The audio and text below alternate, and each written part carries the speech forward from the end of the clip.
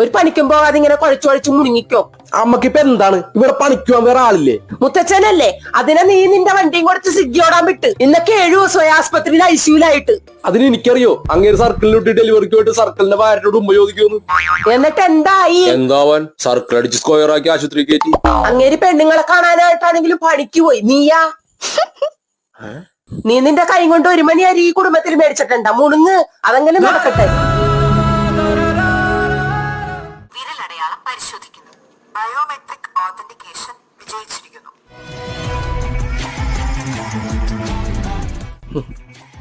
നമ്മുടെ കൈ കൊണ്ട് ഈ കുടുംബത്തുണ്ടെന്നൊന്നും ആരും കാണൂല. നാണമില്ലല്ലോ ഇങ്ങനെ ഇവിടെ ഇരുന്ന് പണിക്കോണ്ടിരുന്നു തിന്നാൻ.